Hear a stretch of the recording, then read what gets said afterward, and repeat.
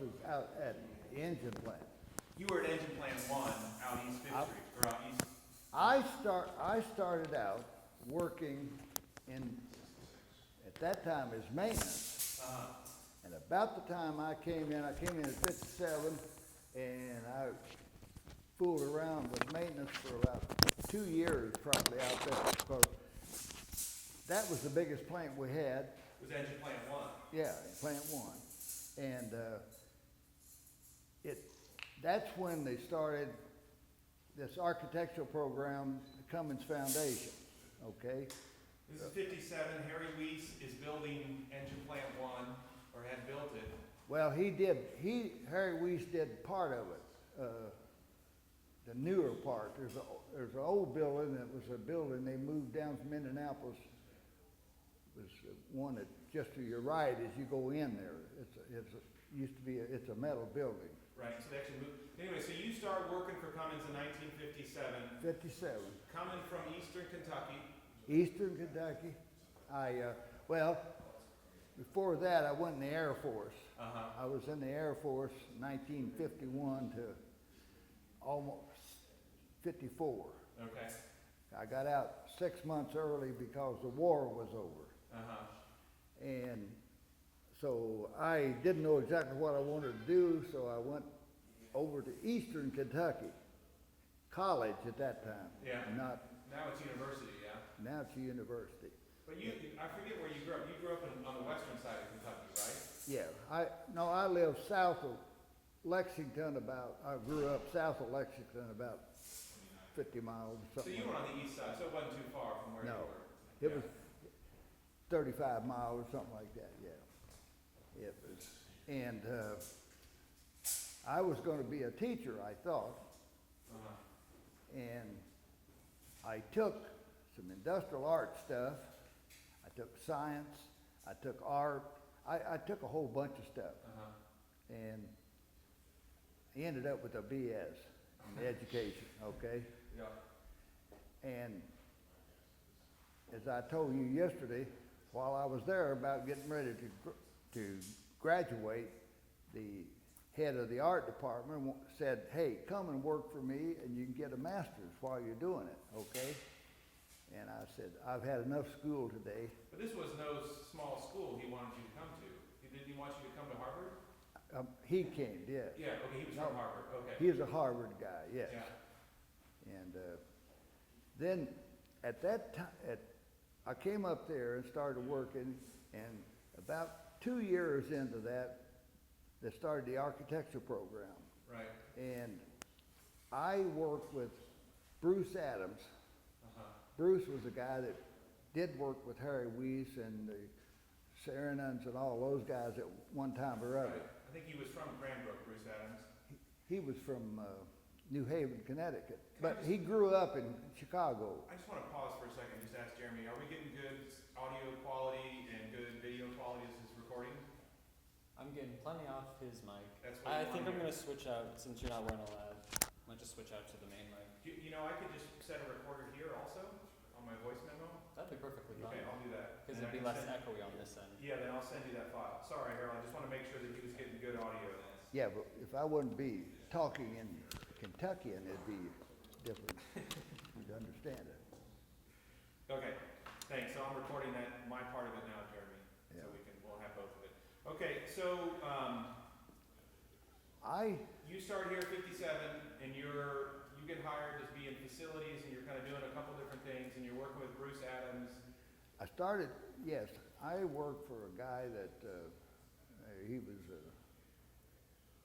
a boss that was strict on all kinds of things, okay? So he got me and got me mixed up with the architects for some unknown reason, okay? And that's how I started. I worked with Bruce Adams, oh God, for 20-some years, okay, because he did stuff for Cummins, kind of all over. Right. And I learned, I guess, a lot from him, okay? You always, on every project, you learn something new, kind of. And I was looking at the things. And the thing that I found is that most architects, they look at the big picture and they don't get the little picture. And Mr. Miller always looked at, for instance, they were reviewing a plant somewhere, and the architect went through and is okay. The landscape architect come along and planted a bunch of trees. And his question was, how are you going to take care of the leaves? I mean, he looked at, Mr. Miller saw forward enough to think that, you might be creating a problem. you got to think about it. In the same way with Alexander Gerard, he would look at all those little pieces the same way that Mr. Miller did, kind of. Do you remember the first time you met Miller and then the first time you met Gerard? Yes, I met Mr. Miller not too long after I come to Cummins, okay? And then after that, I worked with Mrs. Miller on the first visitor center. Okay. Which Bruce Adams also did. And That would have been in '73. It was 70-something, yes. 70. Okay, that was the first time they sort of made a real visitor center in town. And that's the first Paul Rand Floating Sea went at that location there. Before the opening of that, right? Yeah. And from that, I was a project guy on that project, Right. basically. And then it started, I was having to collect, if someone was wanting to do some city project and they wanted an architect, okay? So what I would do was, I had a couple of architects always went back, who's the hot shot at now, or who's the talk? And I would get about 4 or 5 of those people, and then we'd invite them down to interview the people that wanted the project. So for example, the school corporation needs a new elementary school. Cummins Foundation would produce 4 or 5 architects, and they would have to interview all of them. And you were involved in organizing all of that process. And I always interviewed them before they got interviewed, because there's certain questions that I wanted to deal with and make sure that they were interested in that, okay? And you always had to ask the architect, okay, he was with the firm, Right. say, or he or she was with the firm. So I would ask, and we would use the name of the architect that we used, not the name of the firm. And I always got that clear that I could use that name and not, Really? yep, Because you felt like then someone would be personally responsible for the project yep. rather than some Well, firm. yeah, we wanted him to be he's the guy that's gonna have his name on it, not the firm. not the firm. Now, that don't happen all the time, because like Ratio in Indianapolis, we use Ratio. Right. But Mr. Brown and those guys, we always use their name and let it I've go. always wondered why in Columbus they always have the architect's name, not the firm. And I've never heard that answer before. That's really interesting. Well, because we thought that we were looking for a architect that had a certain quality about that one. You interviewed 4 of them for a project, and you could always find out one of those architects was better for your job than the other one. But so Gerard's different. He's doing personal work for Mr. Miller from the beginning. At the house here, at the house in Canada. He did the Washington Street projects, which you said you helped photograph, and you Yep. worked on that. Yep. And so then Cummins needs a new office space, and so they have Gerard come in and to rework this entire office space, which is, Rob, it's 2 floors here, right? You guys occupied? It's two. And it was always 2 floors, and so they didn't interview, Mr. Miller just said, Gerard, we want you to do this. He was the one that did the design.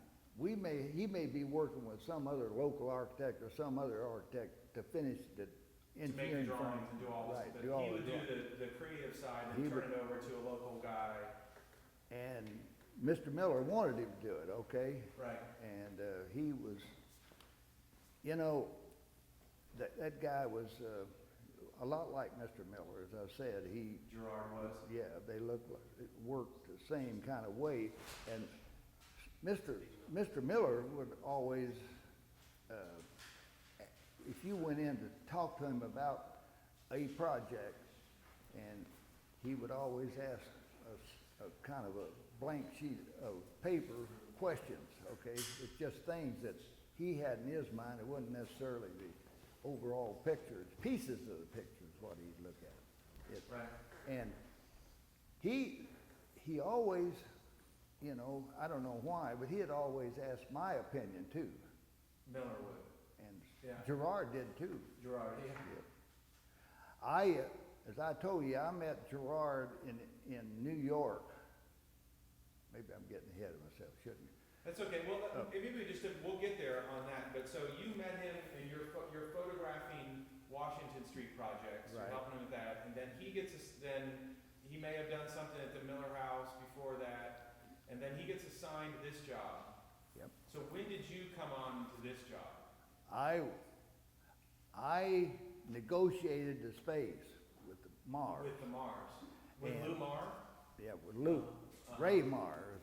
And he was still living then. Ray was her dad? Ray was her husband. Ray was her husband, okay. And I was project Manager for this? manager on this project. And, So you started at the beginning then? yep. Like, hey, Ray, we need some space. We're thinking about this space. Well, we needed extra space, plus we needed to get them out of that 301 so we could do that one. Right. So, I don't know if you've been upstairs. I've been You a had the little bit, picture, yeah. I haven't been upstairs in 40 years, but I'm sure Rob will take you. yeah, we did, you know, the tile in here, and it had two chutes out there because the coal was dumped off the street into the basement. There used to be Right. two chutes at the front. That's what those little pull-up things are there? Yep, Those are coal chutes? yep. Because Mr. Miller liked coal-burning fireplaces or for No, the furnace? it was For the- here. It was here originally. Uh-huh.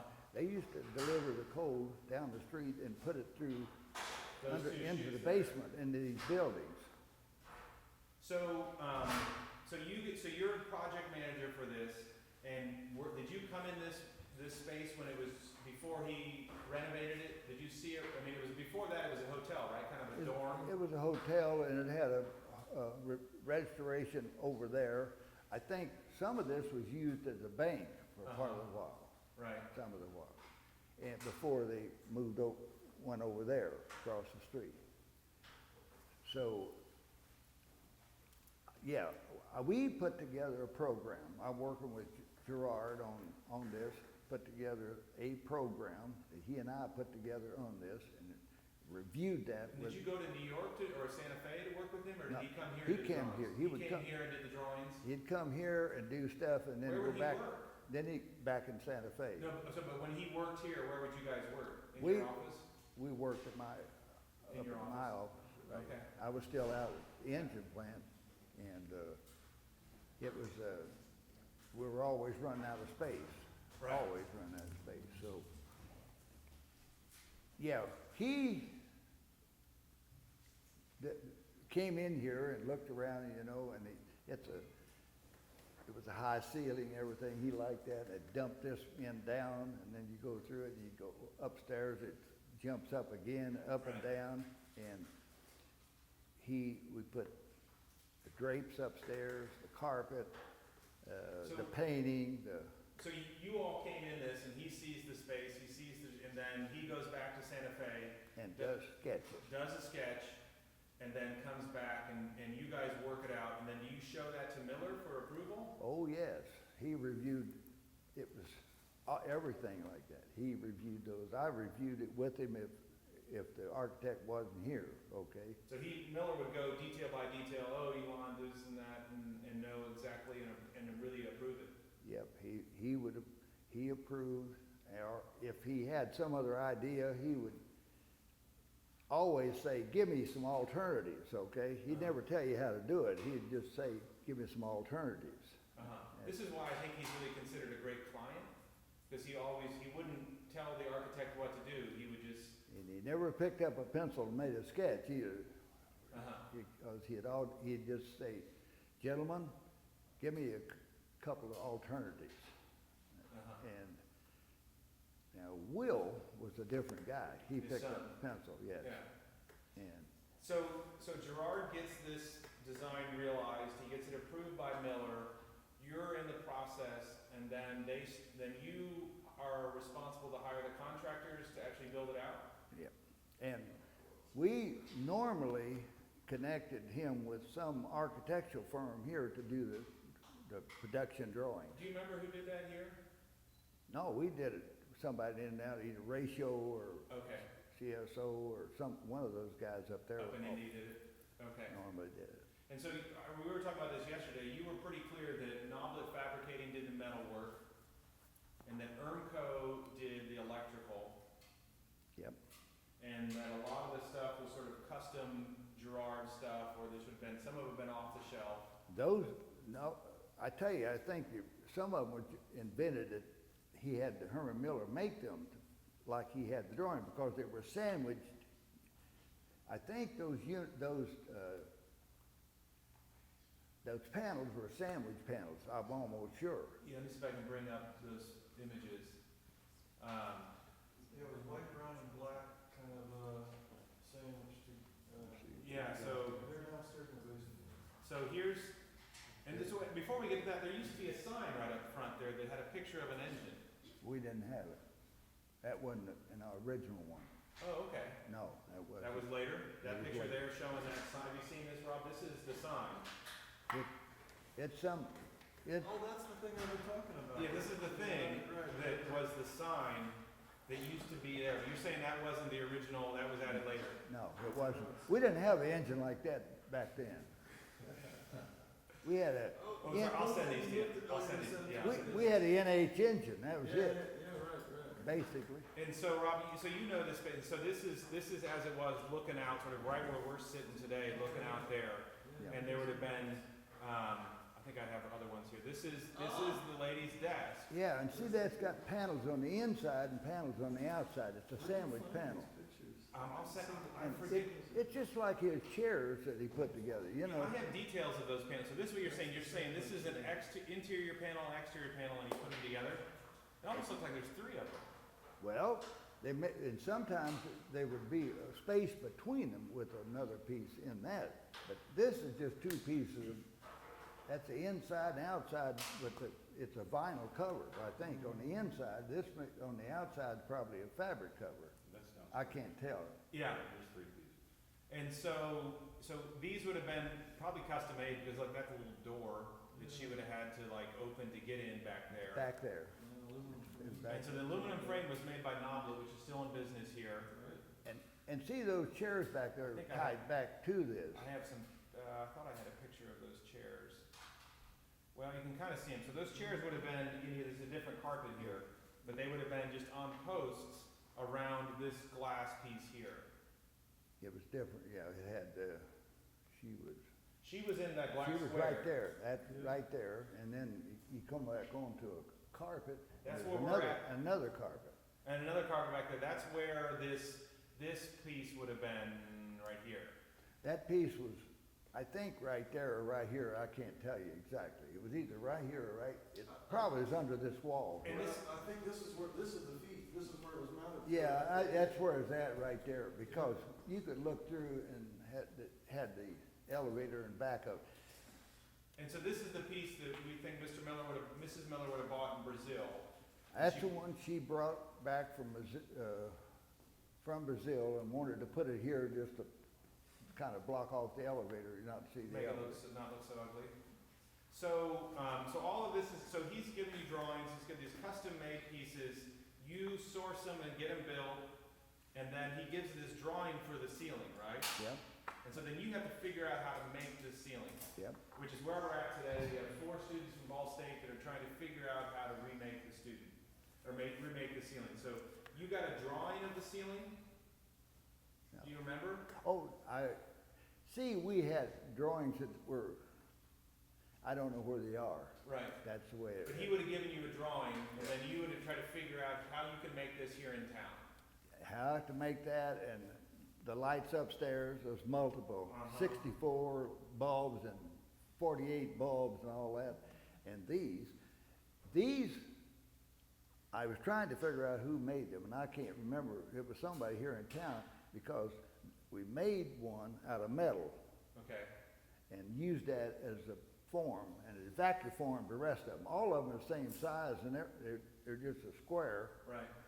And I talked to the guy that there's about 4 screws that holds them up into, there's a, well, it's a ceiling up there. I think it's just some boards going along that we could Could hook screw to. into. It wasn't solid.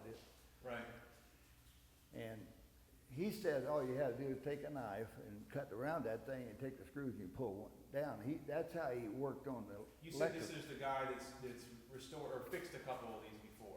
Yeah, it's a guy from Taylor Brothers. Taylor Brothers. Okay, Yeah. good. You see, Virgil Taylor, I think, did this, and they also did the 301. 301. So Taylor Brothers did the construction on this, which is great because we know David Dowf and there's a bunch of good guys there. And that, I was trying to find out if they got good archives out there. I haven't had time to go ask them if they had I any. can call David or Yeah, I was with David out there. on the ceiling, sure, or on the roof. I've been out there with him. We were looking at putting shades up. It's a new, I'm off the subject, it's a new vinyl to go on on. the Harry Lease Yeah, golf course. yeah, the glass, it's so much sunlight gets in there, glare, you can't see in the daytime. So we were gonna reduce that with this new 3M vinyl. It's a clear, or looks clear, but it's really, it cuts out a lot of light. Well, so, sorry, just to say back to this, so you figure out how to make each of these things, and then the guys come and assemble them, and they wire them, and they install all the other pieces in here, and then this office opens. Do you remember if Gerard came back and sort of checked it over? Oh, yes, Okay, more than once, okay, because we had couple of 3 reviews of this, Okay. with Mr. Miller. so Miller and Gerard would have personally come and reviewed progress on the project. Yeah. And so he would have signed off on the ceiling and all of that, yes, we like it, this is the way it's supposed to be. He knew these were stalactites. Uh-huh. And so, and then when it opens, then all of the top executives move in here. All the people that were over there moved in here, except, they occupied this whole building. Cummins, these people still stayed out there, our people. And see, the president eventually come down here after Irwin, when they moved back over to 301. Then we put the president up here. And his staff, or whoever there's about 8 people or more up there.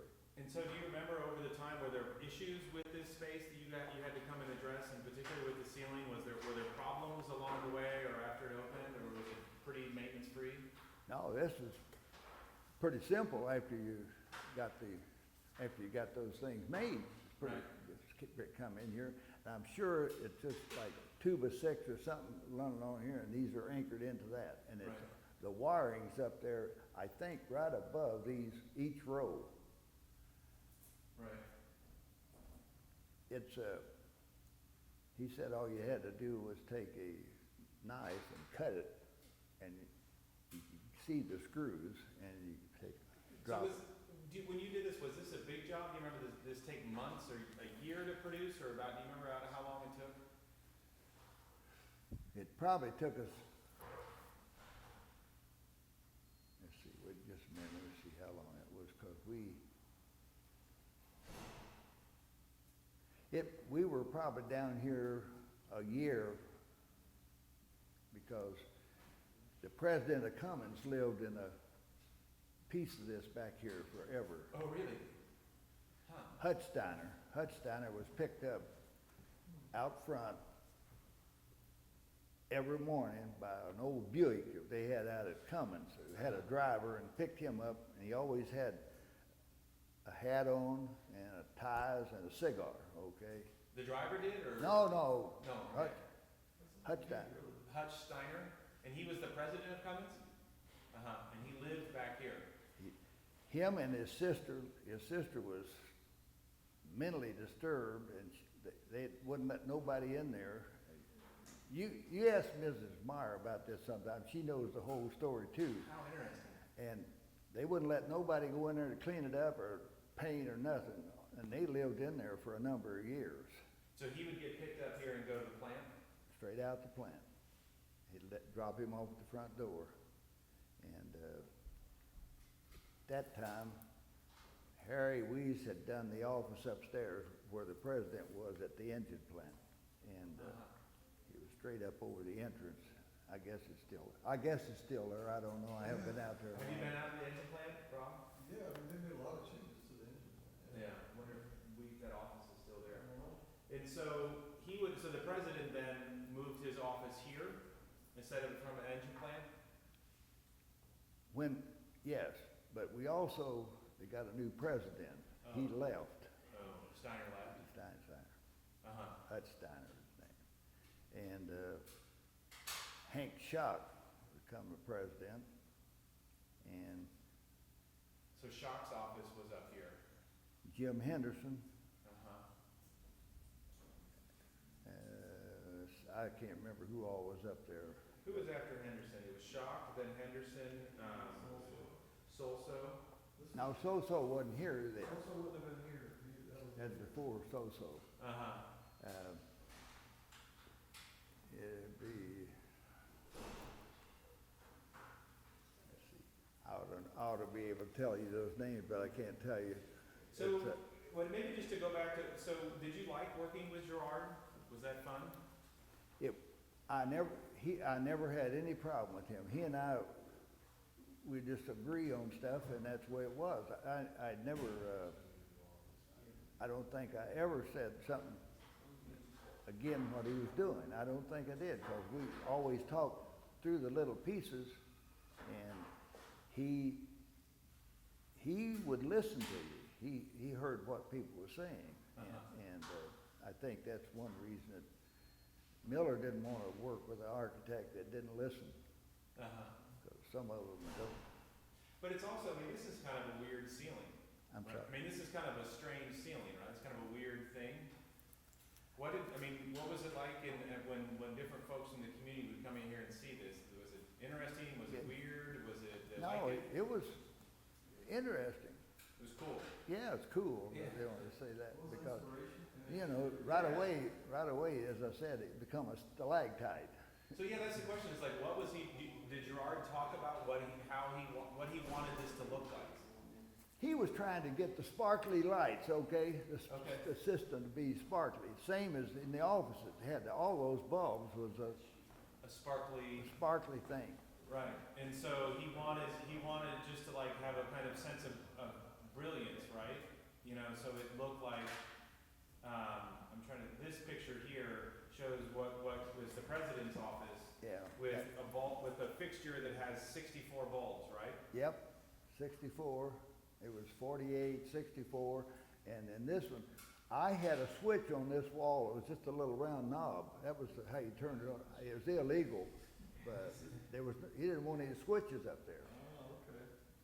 But so he was trying to have something that was in conversation, like these two lights were in conversation, like they were both meant to be a lot of sort of sparkles or a lot of lights. Well, it was the sparkles more than a lot of light, because, you know, that didn't put out too much light. Right. That didn't. Right. It was, in fact, there was, I thought there was a couple up here in the ceiling that shined down there if they wanted extra light. I can't remember. Right. But Gerard, we had all the drapes and stuff was done. Custom Gerard drapes.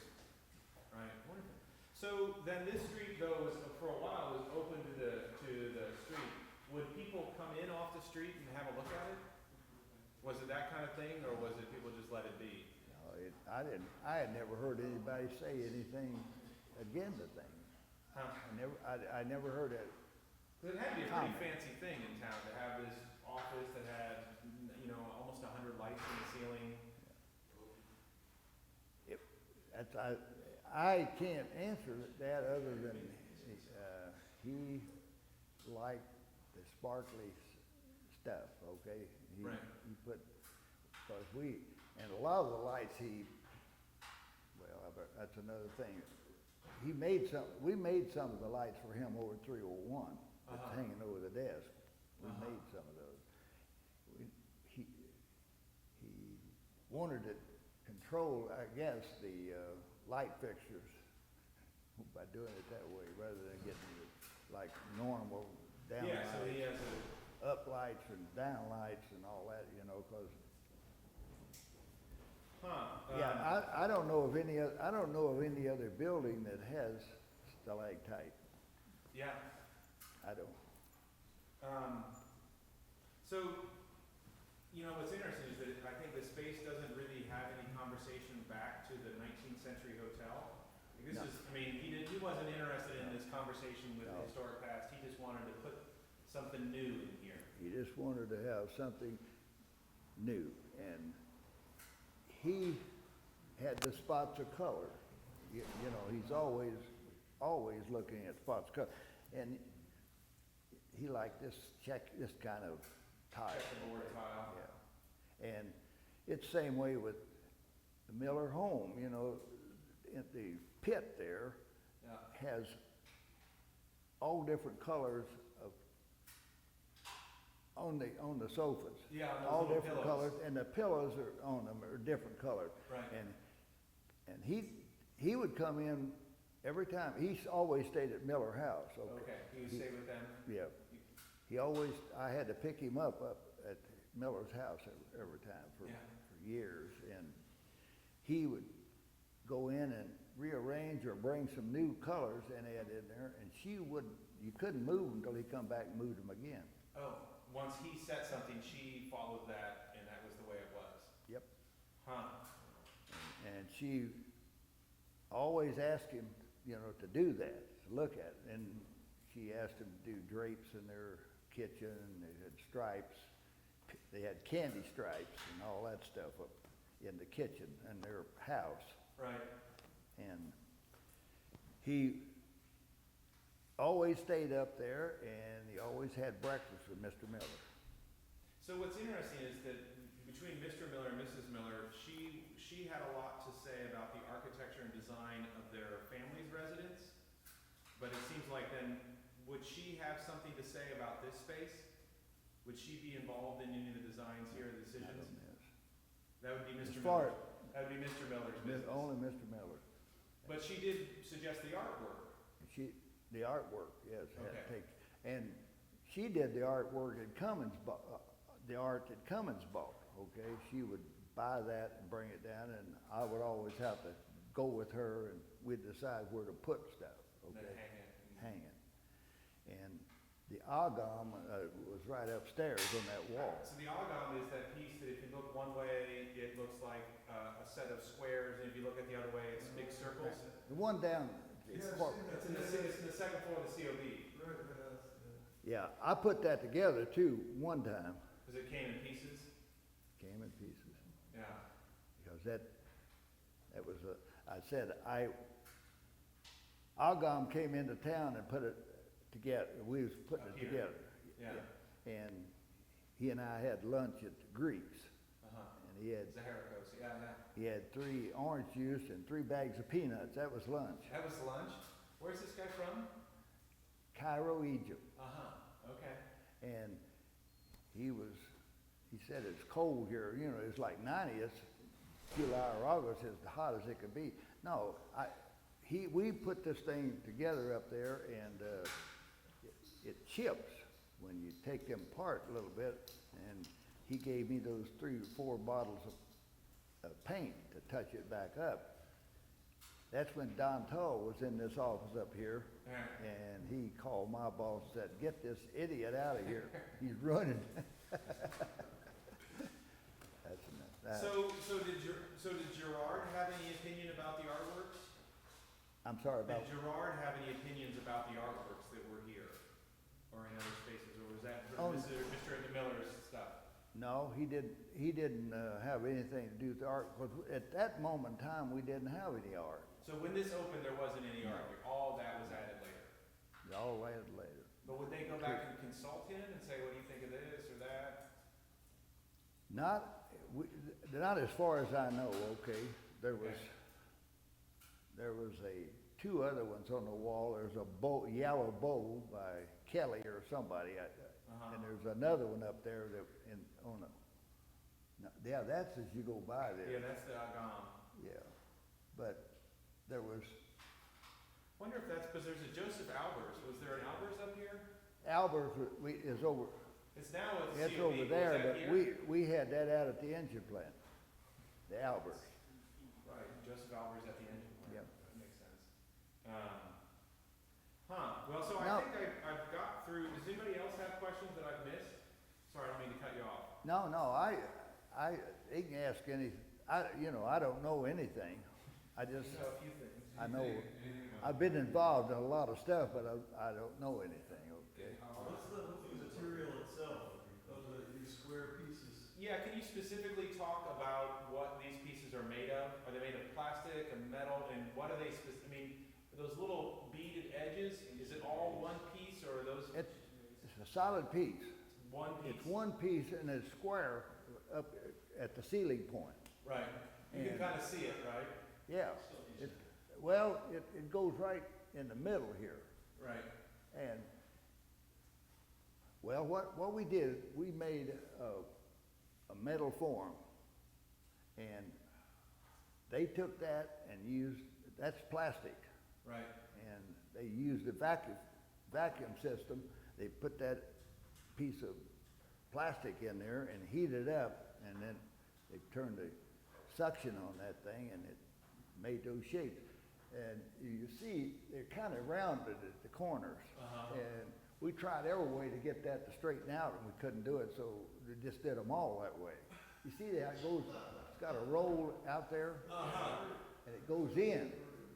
And so you wanted them to be, We wanted it to be flat, we couldn't get it. did you guys hear that? Yeah, that's great. That's a great story. So in a sense, these aren't quite perfect. They were supposed to be more flat, but as they sucked in, It got sucked in. And you couldn't bend that piece and get with the same pressure it took to bring the single piece in. That's what it was. You're on a corner, and it's like having two pieces that you're trying to move instead of one on either side. So we just gave up on it, and he said, okay, all of them be the same. Who said Yep, that? they'll all be so the same. Gerard Gerard. signed off and said, oh, that's fine, just make Oh, them all the same. oh yes. Who did the back? We marked that up and put it, we put one up there and looked at it. Oh, yeah. And you would stand around. On 1 foot. I can't do that. He stood on 1 foot with the other one behind it. I don't know how he could stand up, but that's the way That's the way that he looked at something, or just when he was standing casually? I always tried to do that, and I'd fall over. But he'd stand with 1 foot back of the other one, and first time I ever met him, and That's then kind of weird, isn't he it? was still the same. He was a young guy the first time I ever met him, kind of young, and then of course, yeah, you see what I mean? He had it down on the floor, look. You gotta stay on your head now. He was contemplating, okay, he'd get like this. And he always had the hands back out like that. It was funny. No, I have traveled with him, and the same kind of action everywhere. We went to New York to shop. We'd go in, and Mayhew's and those guys, and everybody knew him up there, and they'd come running. Come right up, because Yeah, they knew come he was right, gonna buy stuff too. come right with him.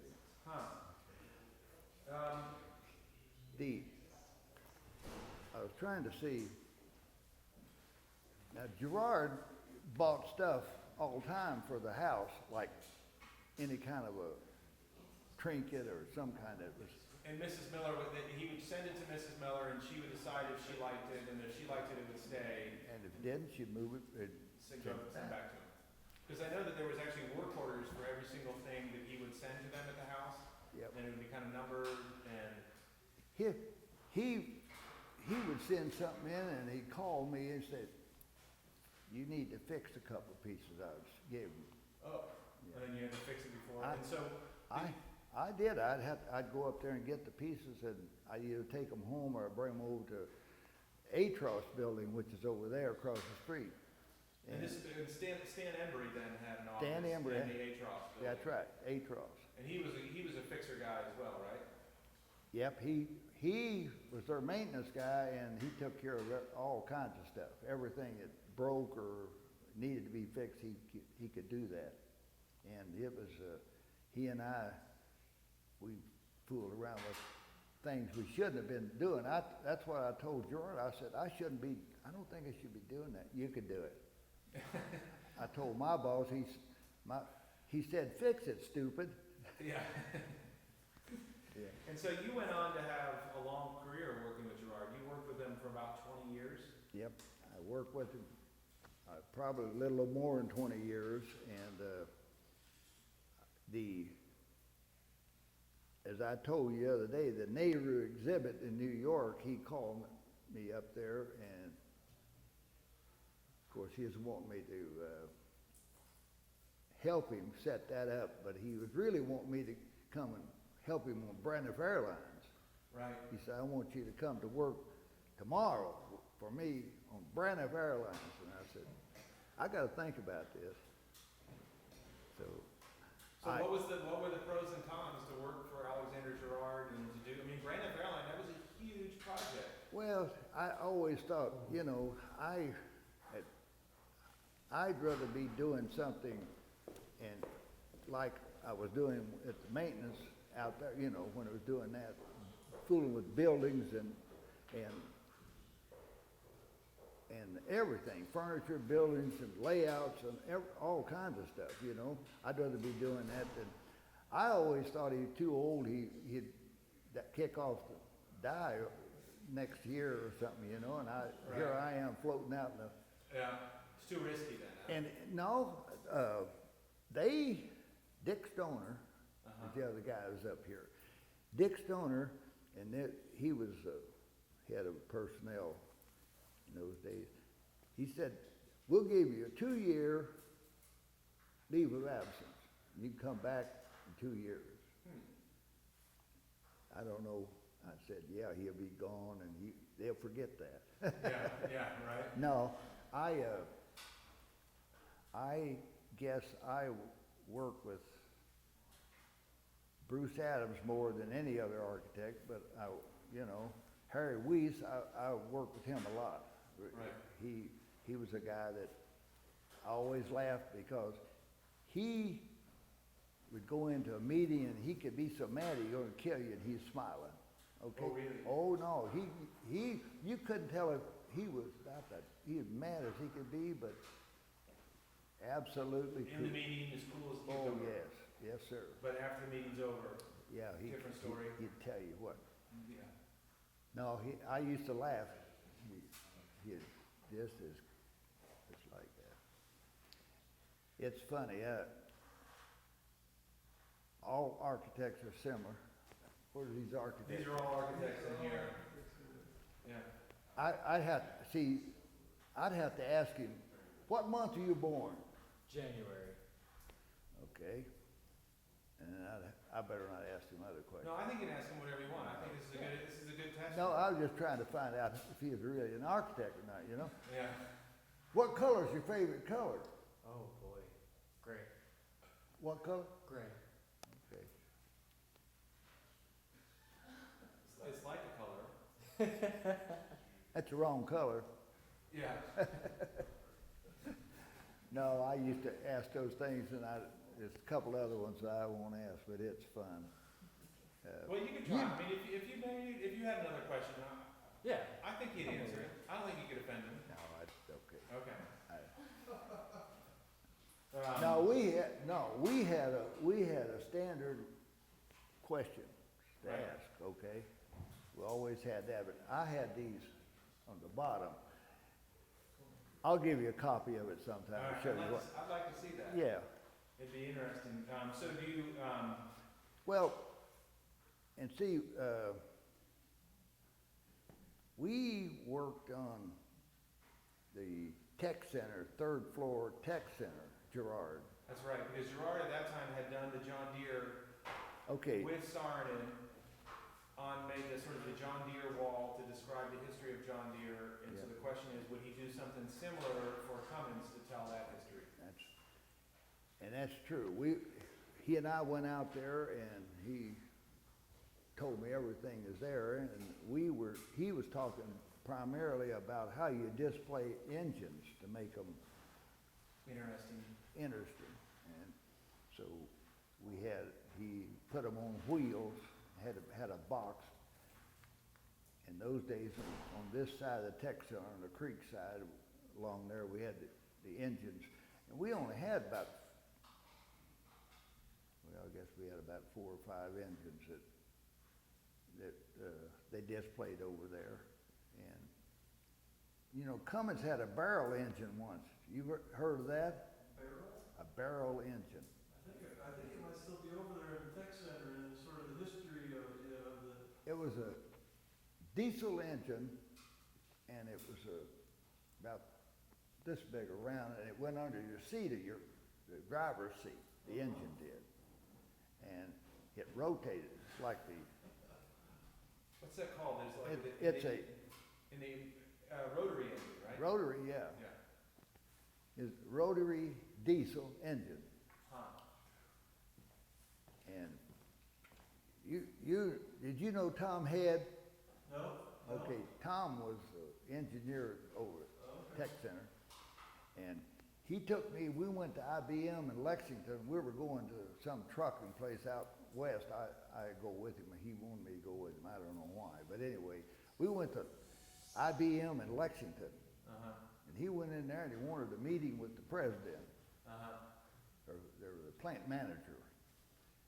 The guy come in and they introduced you. He told me, well, yeah, I know Cummins. We got Cummins, all that stuff. And he said, I want to know how come the typewriter that they had was that bouncing ball, the one that it had 20 dB noise if sitting next to it. He said, we got to make a truck engine that's got less than that, that's 6 foot away from the engine. And how come you guys can put a typewriter out that's louder than our engine? And that guy said, we're working on it. Oh. But you remember that, Yeah. the one that had the ball? Yeah. Wasn't that Elliot Noyes that designed that typewriter? And the next one, they were working, he brought that one out, the new one, Right. down there, and showed him, you know. So we left, It was quiet. yeah. So do you remember the last project that you worked on with Gerard? Let's see, last project. So I know, so he worked, We did- 64 would have been North Christian Church. The Christians, I didn't do anything on the Christian church other than the eyes problem, That's right, we talked about that. yeah. Because we were up at the point.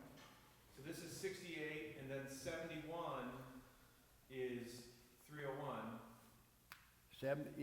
301, and then we did his office up there, the His greenhouse, Right, after 301? as after 301. Okay. So And do you all know this? There's an outbuilding at the Miller House where Mr. Miller had it used to be a greenhouse, and he turned it into an extra office. No, And Gerard designed it, very similar to this. no, I guess we put more effort into that office than we did probably this office, than we did down It's there. 301, huh? Oh, It's yeah. not a big, I mean, it's probably 300-400 square feet. Yeah, it's about like that, But but maybe it's 500, but it's not big. it's not big. Well, he wanted music in the wall, and he wanted shelves for the books. He wanted a fireplace. He wanted a Pullman kitchen and a restroom. And we made the drapes, he could hit a button on his desk and close the inner drapes and the outer drapes, he could close them individually from his desk, okay? And he could control the music from the desk. And I got all the Wedgwood, black Wedgwood dish, cups, saucers, dishes, and all that stuff was in there. I brought that back from the UK. But we went through every walls, doorknobs, entranceway, fireplace. We put, the fireplace has a piece of stone, limestone, out of the sidewalk next to 301. We took it up, and I took it to Indianapolis, and they polished it, and that's when, have you been in there? Yeah. Well, the fireplace has got a hearth sticking out, it's about that thick of limestone, and that came from 301, the sidewalk. I went down and met with him, and I had Gerard's sketch, and went in there, and I went, told, my boss wouldn't go down because he thought it cost too much, okay? He didn't want to get Mr. Miller mad at him or irritated at him, so he sent me. I went down there, he went through this, and, yep. I said, that's that, and that desk, that's your desk, and this, fireplace, and this, yep. Drapes, yep. Air conditioning, yep. Lighting is fine, it's good. And he said, he always said it this way, he said, and what might this cost me? That's the way he would say it. Yeah. And I was almost afraid to tell him.